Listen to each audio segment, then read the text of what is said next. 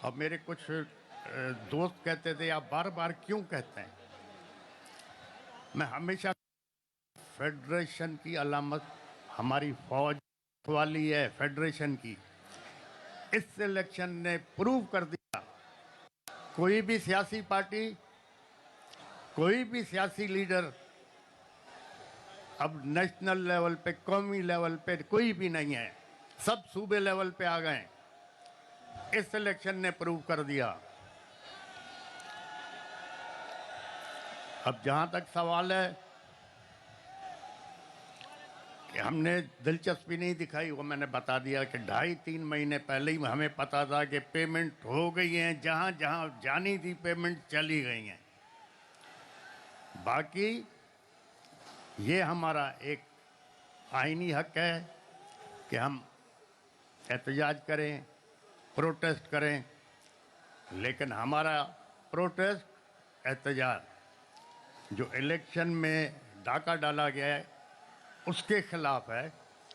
बाकी फौज हमारी अपनी है, हम सोच भी नहीं सकते जो हमारी फेडरेशन को संभाल रही है उस फौज से हम दूर हो, हम ये सोच भी नहीं सकते हैं। बाकी सियासी इख्तलाफात होते रहते हैं और सियासत से मैं थोड़ा दूर इसलिए रहता हूं क्योंकि मैं हमेशा कहता हूं जो जितना अच्छा झूठ बोल सकेगा उतना अच्छा लीडर बन सकेगा। तो इसीलिए मैं ज़्यादातर दूर रहता हूं कि झूठ बोलना कम पड़े। बाकी जहां तक इलेक्शन का सवाल है, जो जीता है वो खुद परेशान है, सर पकड़ के बैठा हुआ है, और जो हारा है या हरवाया गया है वो सब हम रास्ते पे निकले हुए हैं।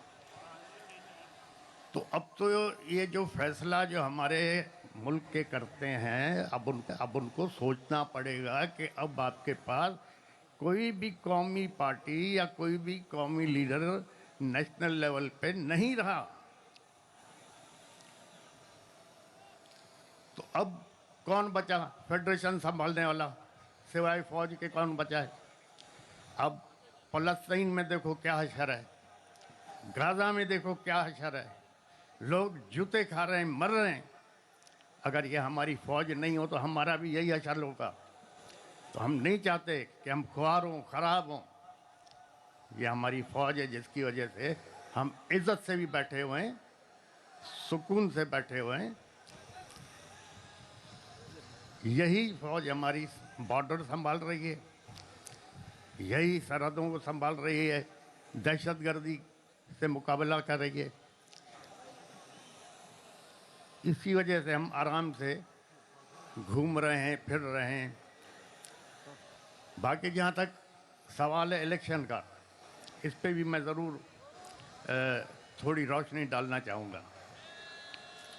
अब इंट्रा पार्टी इलेक्शन है। इंट्रा पार्टी इलेक्शन जिस तरह पीटीआई ने कराया उसी तरह नून लीग ने कराया, उसी तरह पीपल्स पार्टी ने करवाया, उसी तरह फंक्शनल लीग ने कराया।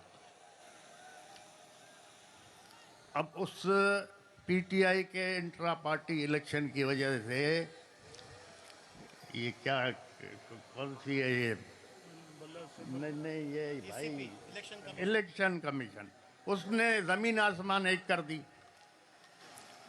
अभी जो इतनी बड़ी खरीदो फरोख्त हुई है इस इलेक्शन में, जनरल इलेक्शन में, तो कहाँ है ये इलेक्शन कमीशन, कहाँ सो रही है?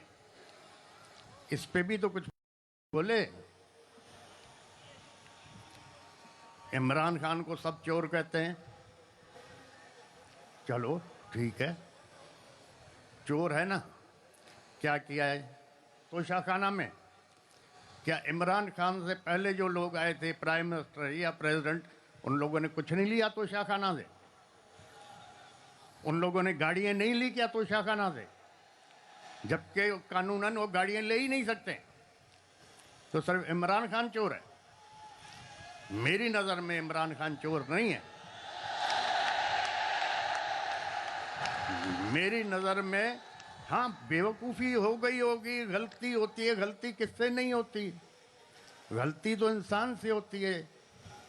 अगर इमरान खान से गलती नहीं होती तो वो फरिश्ता होता। तो मेरी नज़र में इमरान खान चोर नहीं है। अगर इमरान खान चोर है तो फिर हम सभी चोर हैं। इंशाअल्लाह ताला अब ये एक कुदरती निज़ाम है। अगर सैलाब आ रहा है या पानी आ रहा है, आप उसका रास्ता रोकोगे तो फिर दूसरी जगहों को डुबाएगा। अब जो ये 2-2.5 करोड़ नौजवान नए वोट आए, वो एक सैलाब था ना। अब जब उस सैलाब को रोका गया तो उसके नतीजे में क्या हुआ? पाकिस्तान की तारीख में पहली दफ़ा आज़ाद उम्मीदवार मेजॉरिटी में जीत गए। सबको डुबा दिया उन्होंने। ये तो पीटीआई के नौजवानों ने, बच्चों ने, लड़कियों ने, औरतों ने एक कमाल करके दिखा दिया। न उसके पास सिंबल, न किसी को निशान का पता पड़ रहा था, और न फिर कोई सोच रहा था कि आज़ाद उम्मीदवारों को वोट मिलेंगे, लेकिन मिल गए। तो अगर किसी इस मुल्क में अगर आप इंसाफ नहीं दोगे, इज़्ज़त नहीं दोगे, तो लोग फिर इंसाफ के लिए अलग रास्ता निकालेंगे। काफ़ी वक्त पहले अखबार पढ़ रहा था तो उसमें लिखा हुआ था कि जनाब 2 या 3 आदमियों को फांसी की सज़ा हो गई। 8-10 साल केस उनका चलता रहा। 8-10 साल के बाद सुप्रीम कोर्ट ने फैसला किया कि ये बेगुनाह हैं, इनको आज़ाद किया जाए। तो जेलर ने कहा जी आज़ाद कहाँ से करें, 6 महीने पहले फांसी हो चुकी है। अब हमारे पास इंसाफ तो ऐसे चलते हैं। अब सुप्रीम कोर्ट कह रहा है इसको आज़ाद करो। जेलर कहता हमने फांसी दे दी क्योंकि उसको फांसी की सज़ा हुई थी। अपील 10 साल के बाद कोर्ट ने सुनी। तो जहाँ ना इंसाफ होगा, न इज़्ज़त होगी, तो फिर लॉ एंड ऑर्डर तो ज़रूर ख़राब होगा। इंशाअल्लाह ताला अब सोचना यह है कि कानून के दायरे में रहते हुए और इज़्ज़त से इस मसले को बाकी पार्टियों के साथ, JUI हो गई, जमात इस्लामी हो गई, और मज़ीद जो भी हमारे साथी हमारे साथ आना चाहें, हम उनसे मिल के उनके मशवरे के साथ इसको चलाएंगे। जहाँ तक मुझे पता है, जो मैं समझता हूँ, जो ऊपर खिचड़ी बन गई है, 8-10 महीने से ज़्यादा ये हुकूमतें चलना ही नहीं है।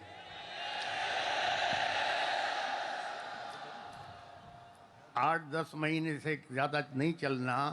अब पिछले जो 20 महीने हुकूमत थी उसमें जो महंगाई आसमान पे गई है, उससे क्या हुआ है? उससे हुआ ये है कि जो मिडिल क्लास थी वो ख़त्म होती जा रही है। अब इस इलेक्शन के बाद आप देखो महंगाई आसमान पे जाएगी। अब जब महंगाई जाएगी तो आपका मिडिल क्लास ख़त्म हो जाएगा, तबाह हो जाएगा। माशरे को अमीर आदमी नहीं चलाता, न गरीब चलाता, माशरे को मिडिल क्लास चलाता है। जब मिडिल क्लास ख़त्म हो गया तो आपका माशरा ख़त्म हो जाएगा।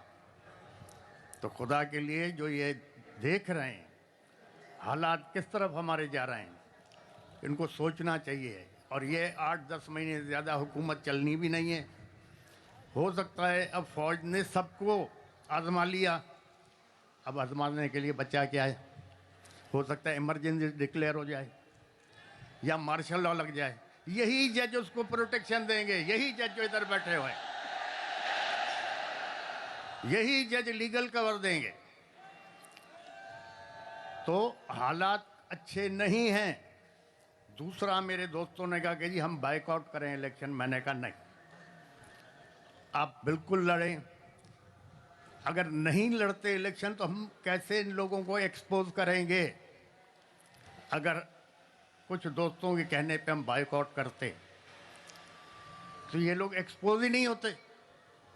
अब इतने बुरी तरह से एक्सपोज हो गए कि नेशनल और इंटरनेशनल लेवल पे ये बदनाम हो गए। इस इलेक्शन को कौन मानेगा? क्योंकि सारे इलेक्शन फ्रॉड पे थे, रिजल्ट पहले बिके हुए थे। तो इंशाल्लाह देखें, खुदा अच्छा करेगा। खुदा ताला आप लोगों को, इस मुल्क को, हमारी फौज को अपने हिफ्ज़ अमान में रखे और हर आफत, आजमाइश, तकलीफ, दुश्वारी से पनाह में रखे। हमारे जजों को, हमारी फौज को खुदा रहनुमाई फरमाए कि इस कौम के, इस अवाम के फ़ायदे के लिए सोचें और काम करें। आप लोगों की सबकी मेहरबानी। आप लोग दूर से आए, और दूसरा ज़्यादा मैं तकरीर कर भी नहीं सकता, तकरीर मुझे आती नहीं। मेहरबानी, खुदा हाफ़िज़।